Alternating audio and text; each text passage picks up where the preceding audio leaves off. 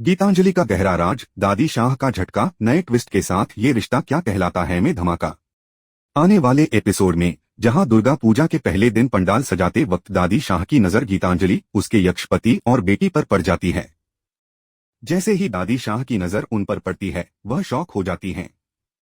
इस पल में दादी शाह को ऐसा लगता है जैसे किसी ने उसे 440 वोल्ट का करंट दे दिया हो।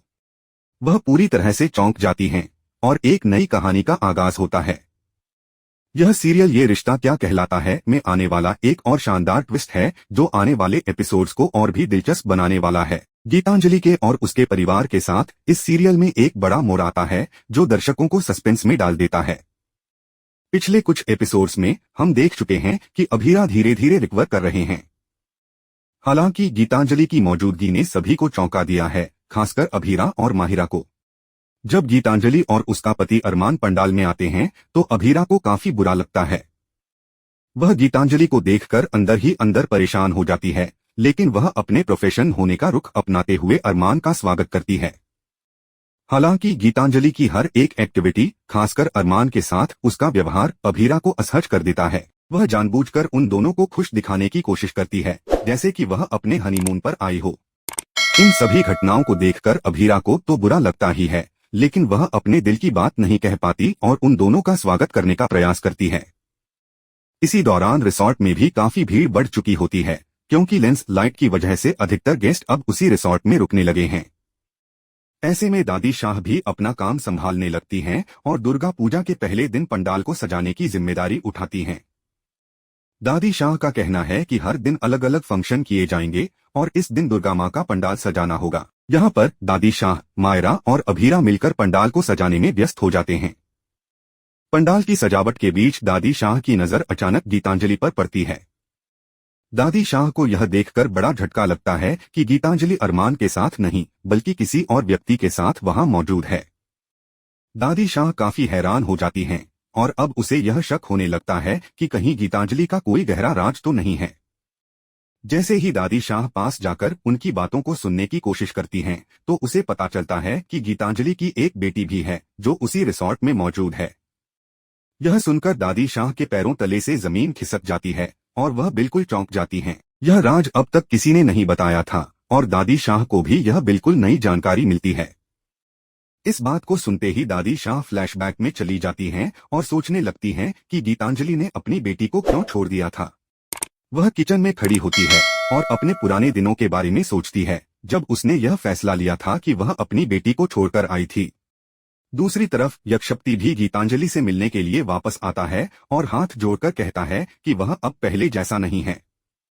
वह उसे अपनी बेटी के लिए वापस लौटने की गुजारिश करता है। वह कहता है, अब मैं उस तरह का व्यक्ति नहीं हूँ जैसा पहले था और मेरी बेटी की वजह से मुझे तुम्हारी जरूरत है। यक्षपति की बातों में एक तड़प है जो गीतांजलि को महसूस हो रही है, लेकिन उसे पता है कि इस रिश्ते के बारे में अभीरा और माहिरा को कभी नहीं पता चलना चाहिए।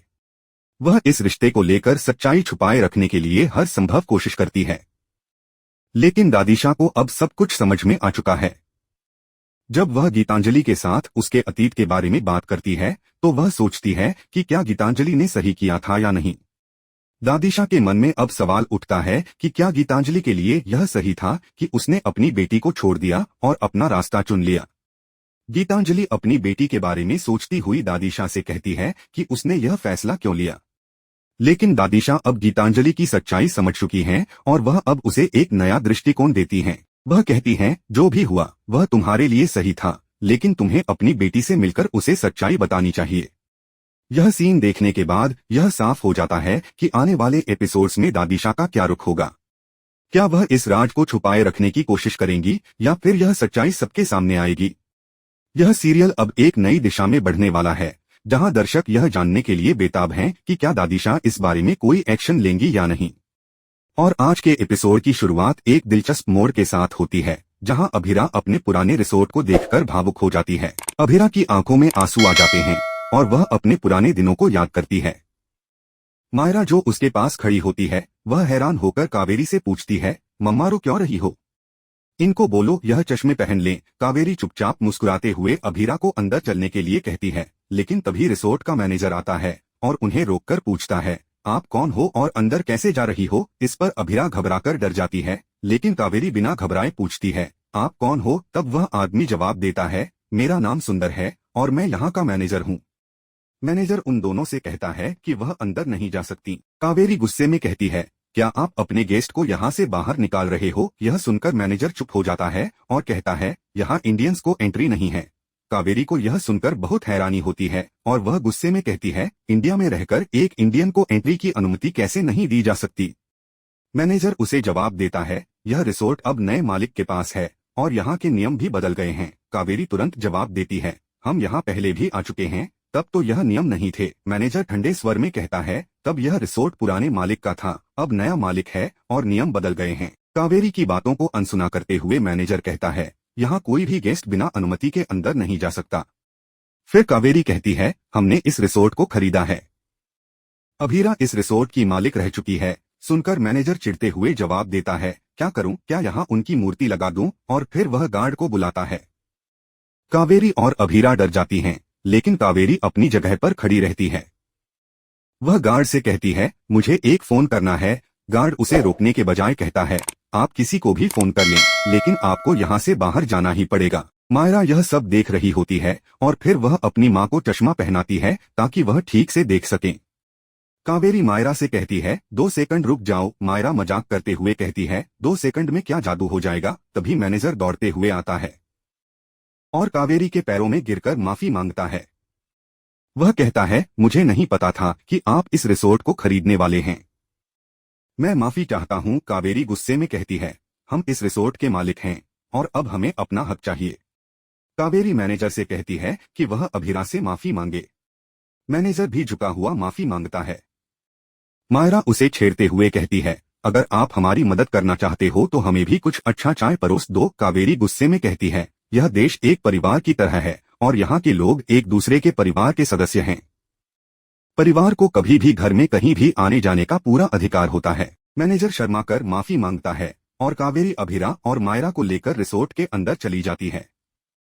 अब दूसरी तरफ अरमान अभीरा और मायरा की चिंता में बेचैन दिखता है। वह गीतांजलि से कहता है, दादीसा ने मुझे कुछ नहीं बताया। क्या तुमने उनसे बात की थी? गीतांजलि जवाब देती है, इसीलिए उसने मायरा को फोन किया था ताकि इमरजेंसी में काम आ सके। अरमान नाराज होकर कहता है, तुम्हारा यह फैसला गलत था। उस समय कोई इमरजेंसी सिचुएशन नहीं थी और तुम अपनी गलत हरकतों को जायज बनाने की कोशिश कर रही हो।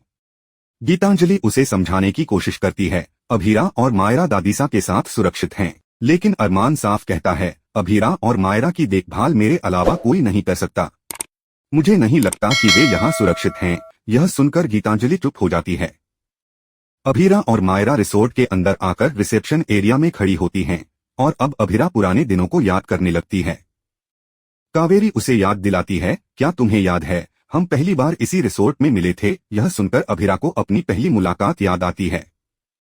मायरा खुश होकर कावेरी से पूछती है, क्या तब मम्मा बहुत ज्यादा शरारती थी? कावेरी हंसी में कहती है, हाँ वह बहुत शरारती थी। अभीरा को अपनी माँ की याद आती है और वह पिलर पर अक्षरा और अपने नाम को देखकर भावुक हो जाती है। उसकी आंखों में आंसू आ जाते हैं।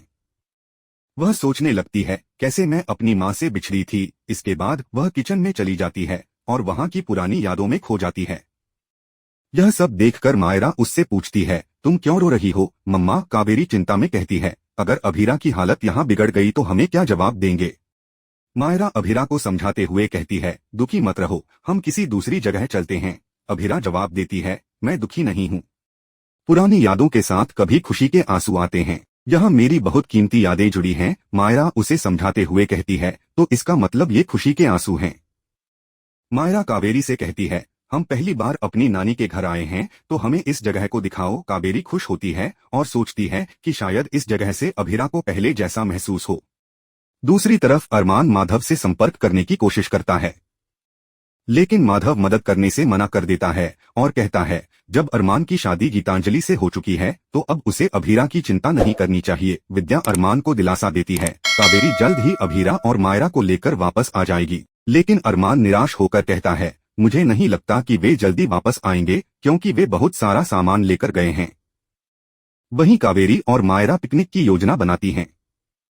मायरा कावेरी से पूछती है, क्या पापा हमारे लिए परेशान हो रहे होंगे?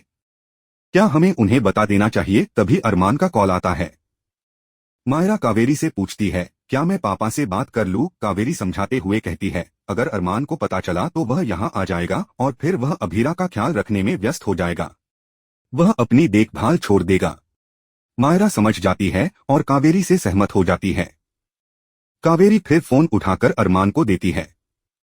अरमान पूछता है, अभीरा कैसी है? आप सब कहाँ हो? मायरा कहती है, हम सब ठीक हैं और एक अच्छी जगह पर हैं। अरमान कहता है, तुम मुझे जगह का नाम क्यों नहीं बता रही हो? मायरा हंसी में कहती है, आप चिंता मत करें, हम सब ठीक हैं और मम्मा ने यहाँ मुस्कुराया है। यह सुनकर अरमान हैरान हो जाता है, लेकिन मायरा फोन रख देती है। इसी बीच अरमान जयपुर में रिसोर्ट की पूछताछ करता है, लेकिन वहां से उसे कोई जानकारी नहीं मिलती। फिर गीतांजलि आती है और अरमान से कहती है, अब हमें पता चल गया है कि दादीसा, अभीरा और मायरा सुरक्षित हैं, तो हम अपने हनीमून पर जा सकते हैं। अरमान हैरान होकर उसे देखता है। अगले एपिसोड में देखने को मिलेगा कि गीतांजलि कहती है, अब सब ठीक है तो हम हनीमून पर जा सकते हैं। लेकिन अरमान गुस्से में कहता है, क्या तुम यह चाहती हो कि मैं अपनी पत्नी के साथ हनीमून पर जाऊं जबकि अभीरा ठीक नहीं हुई है? यह एपिसोड अब दर्शकों के लिए नए रहस्यों और ट्विस्ट के साथ आगे बढ़ने वाला है। दादीशा के सामने जो सच्चाई खुलने वाली है वह सीरियल में एक और धमाका साबित होने वाली है। दर्शक इस सीरियल को लेकर बहुत उत्साहित हैं और अब यह देखना होगा कि इस कहानी के अगले अध्याय में क्या कुछ नया देखने को मिलता है।